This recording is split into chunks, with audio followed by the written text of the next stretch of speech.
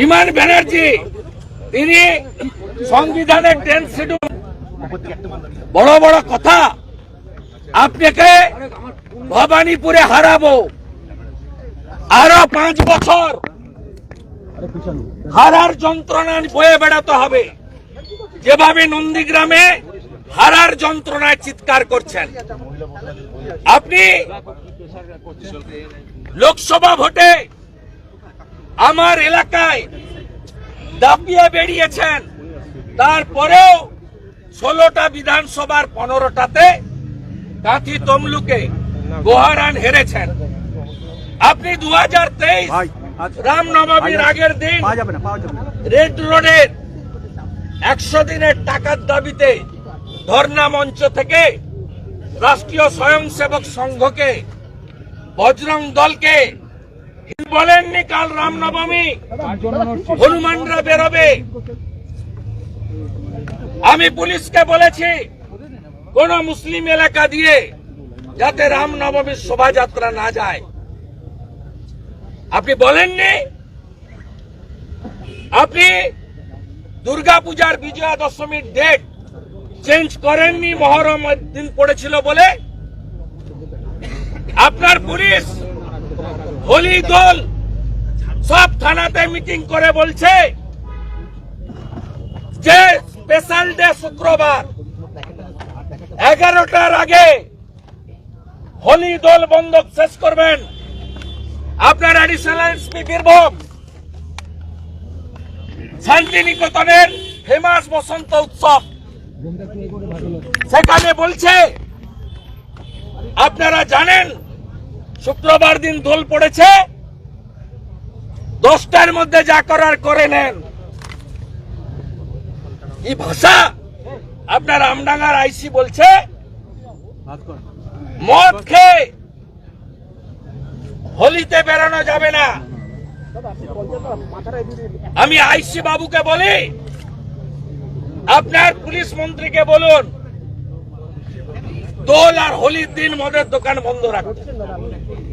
আপনি এই প্রথম 24 সালে অষ্টমীর দিন মদের দোকান খোলা রেখেছেন, যা ব্রিটিশরাও করে। ভারত জেতার পরে উলবেড়িয়াতে আতশবাজি ফাটানোর জন্য ভারতীয়দের উপর আক্রমণ হয়, আপনি সরাসরি এদের সমর্থন করেন। ছুটে চলে এসেছেন লাফিয়ে বিরোধী দলনেতার বিরুদ্ধে নিন্দা প্রস্তাব। বিরাট আপনি বাড়ি থেকে ছুটতে ছুটতে চলে এসেছেন, চুপি চুপি। প্রশ্ন উত্তরে থাকেন না, বিধায়করা প্রশ্ন করার সুযোগ পায় না, আলোচনায় থাকেন না, অ্যাসেম্বলিকে গুরুত্ব দেন না, লাফিয়ে লাফিয়ে চলে এসেছেন। ভোট ব্যাংক বাঁচাতে হবে। বাংলায় 33% ভোট আছে, সলিড করতে হবে ভোট ব্যাংক। অনেক আজে বাজে কথা বলেছেন। আপনার অবস্থা অরবিন্দ কেজরিওয়ালের মতো হবে, আপনি নিশ্চিন্ত থাকুন। আসে না, শওকত মোল্লা ছুটে গিয়ে নরহরি মাহাতোকে মারে, সেদিন নিন্দা প্রস্তাব আসে না, কারণ মনোজ টিগ্গা আদিবাসী, নরহরি মাহাতো জঙ্গলমহলের কুড়মি সমাজের লোক। আপনার চরিত্র বিজেপি বিধায়করা দেখছে, সবাই জেনেছে। আপনার বিসর্জন হবে বাংলার জনগণের জাগরণ, মমতার বিসর্জন, এটাই একমাত্র সমাধান। আপনি কথা বলছেন, কিন্তু রাজ্যের মুখ্যমন্ত্রী বলছেন তিনি ব্যানার্জি, তিনি বড় হিন্দু। ও কংগ্রেস করতে তৃণমূলে এসেছে, কংগ্রেসের কোনো ভবিষ্যৎ ছিল না, তৃণমূলকে ঘেটে দিয়ে বিজেপিতে গিয়েছে। আবার হয়তো অন্য কোনো দলে যাওয়ার ভবিষ্যতে রিকোয়েস্ট আসতে পারে, আবার তখন অন্য বাড়ি।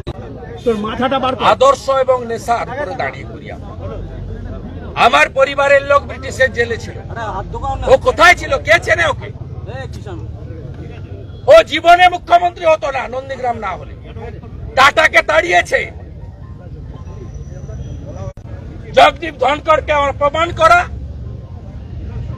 প্রধানমন্ত্রীর সম্পর্কে কুরুচিকর কথাবার্তা বলা, হাইকোর্টে 5 লক্ষ টাকা জরিমানা দেওয়া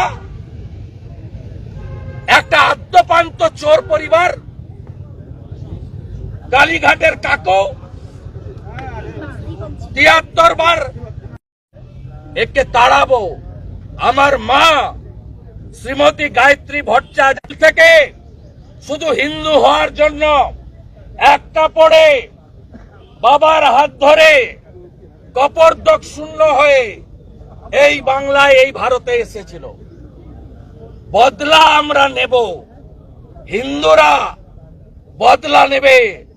মমতা ব্যানার্জি বুঝতে পারে বিধানসভার ভিতরে কালো পোশাক পরে সেই মন্তব্যকে আপনি প্রত্যাহার করছেন। আজকে বিধানসভায় এই দাবি উঠেছে যে মন্তব্য প্রত্যাহার করতে হবে। আমার মন্তব্য আপনি পুরো ভিডিও চালিয়ে দেখবেন। আমি রেফারেন্স দিয়েছি শঙ্কর ঘোষ এবং মনোজ ওরাওকে মার্শাল দিয়ে ধাক্কা মারার প্রতিবাদ করেছি।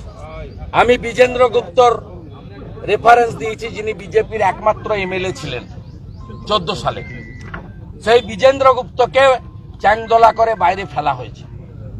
সেই বিজেন্দ্র গুপ্ত আজকে স্পিকার। আপের যে এমএলএরা বিধানসভায় বিশৃঙ্খলা করছেন তাদের তিনি মার্শাল দিয়ে চ্যাংদোলা করছেন। আমি বলেছি এই হাউসের কারো তো গায়ে লাগার কথা নয়। 26-এর পরে যে নতুন বিধানসভা আসবে সেখানে হিন্দু তৃণমূলের কোনো এমএলএ আসবে না। তৃণমূলের যে কটা এমএলএ আসবে মুসলিম এমএলএ। বিজেন্দ্র গুপ্তর যা হয়েছে এবং শঙ্কর ঘোষ মনোজ ওরাওর সঙ্গে এই স্পিকার মার্শাল দিয়ে যা করেছে, সেক্ষেত্রে যেহেতু কেবলমাত্র তৃণমূলের মুসলিম এমএলএ 26-এর পরে আসবে, তাই তারাও একইভাবে every action has it same and equal reaction. এটা আমার কথা নয়, নিউটনের কথা। প্রত্যেক ক্রিয়ারই সমান এবং বিপরীত ধর্মী প্রতিক্রিয়া। আমি আমার এর বাইরে আমার বক্তব্য খুব ক্রিস্টাল ক্লিয়ার, পলিটিক্যাল বক্তব্য আছে।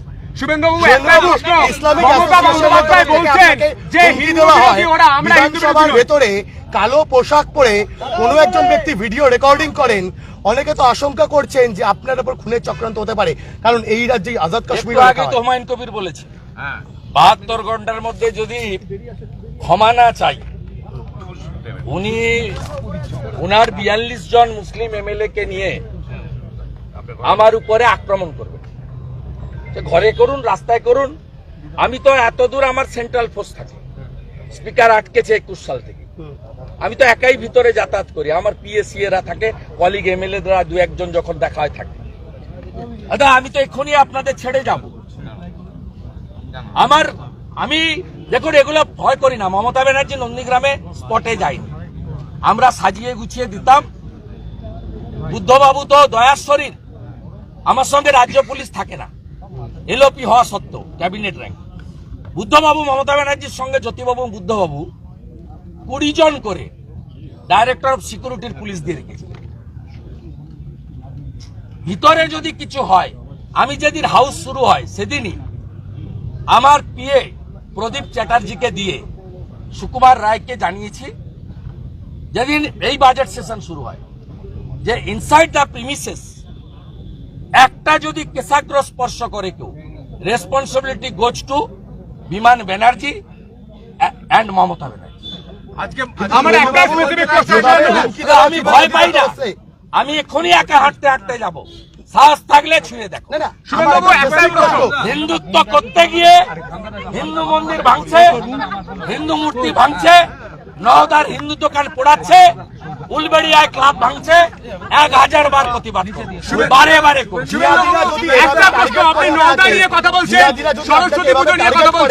এই রাজ্যের প্রশাসন ব্যবস্থা নেয় না। আজাদ কাশ্মীর লেখার পরেও দেয়াল মোছা হয় না, একজনও গ্রেফতার হয় না। তো আপনি তো হিন্দুদের জন্য এক শুভেন্দু শহীদ হলে কোটি শুভেন্দু জন্ম নেবে। একটা প্রশ্ন, আপনি বিধানসভার বাইরে বলছেন মমতা বন্দ্যোপাধ্যায় হিন্দু বিরোধী, মমতা বন্দ্যোপাধ্যায় বিধানসভায় হিন্দু বিরোধী দুবার প্রমাণ করেছেন। 2024-এ 22শে জানুয়ারি রাম মন্দির উদ্বোধনের দিন তিনি রাম মন্দির উদ্বোধনে আমন্ত্রণ পাওয়া সত্ত্বেও যাননি, উল্টে মিছিল করেছেন পার্সার কাছে। মমতা ব্যানার্জি 66 কোটি হিন্দু পুণ্য স্নান করেছেন, তাতে সব দলের লোক আছে। উনার দলের 50 জন এমএলএ স্নান করে এসেছে, 3 জন এমপি স্নান করে এসেছে। আপনি মৃত্যু কুম্ভ বলে নিজেকেই প্রমাণ করেছেন যে আমি হিন্দু বিরোধী। উনি বলছেন ফিরহাদ হাকিমকে বকেছি, ফিরহাদ হাকিমকে বকেছি। ওনাকে গোপনে বলেছি এই ধরনের কথা যেন আর না বলে। এই দাওয়াতে ইসলাম গোপনে তারপরে বলেছি, তো বলেছি 50% লোককে উর্দু করতে কথা বলতে হবে। ভিতরে বলেছি। গোপনে বললে কি হবে? গোপনে বললে কি আদৌ সেটা মানুষ জানতে পারছেন? গোপনে কি বলেছেন সেটা আদৌ মানুষ কি জানতে পারবে কোনোদিন? আজকে একটা লাইভ করে দিল না। শুভেন্দুদা, মুখ্যমন্ত্রী বলছেন কাকে ইডি সিবিআই ডাকবে এটা আপনি ঠিক করে দিচ্ছেন, এরপর আবার রাজ্য সভাপতি হওয়ার জন্য লড়াই করছেন। আপনি ও একটা গন্ড মূর্খ, এটা গন্ড মূর্খ জানে না বিজেপিতে এক ব্যক্তি এক পদ। রাজ্য সভাপতি কাকে করবে বিজেপি ঠিক করে, কিন্তু মুখ্যমন্ত্রী কখনো রাজ্য সভাপতি হয় না, বিরোধী দলনেতা কখনো রাজ্য সভাপতি। শিখরা সব আমার বিরুদ্ধে। উনি এত ইগনোর করেন, ভালো ইগনোর এমন করেন 9 মাস বাইরে রেখেছেন। আজকে তো উনি যা বলেছেন তার উত্তর আমার দেওয়ার কথা ছিল, উত্তর আমার দেওয়ার কথা ছিল।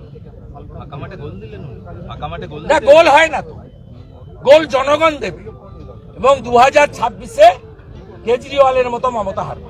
আজকে প্রতিবাদ জানিয়ে আপনারা বিধানসভার সামনে কালো পোশাক পরে বসে রয়েছেন, এটা তো ভবানীপুরে একটি হোলির প্রোগ্রাম, এখানে আমার যাওয়ার কথা 13 তারিখ। এক্ষুনি প্যান্ডেলের কাজ হচ্ছিল, বন্ধ করেছে। বলছি আমি আয়োজকদের বলছি হাইকোর্টে যান। শুভেন্দু বাবু, ভুল সরস্বতী মন্ত্র পড়ে তিনি বলছেন আমি ব্যানার্জি। পিতৃপক্ষে শোন, যিনি আমতলাতে ভুল সরস্বতী মন্ত্র বলেন, সুজিত বসু পুত্রয় গিয়ে ভুল চণ্ডী পাঠ করেন, পিতৃপক্ষে মাতৃমূর্তি উদ্বোধন করেন এবং তিনি একটা ধর্মের অনুষ্ঠানে রেড রসে আসেন প্রার্থনা করতেন।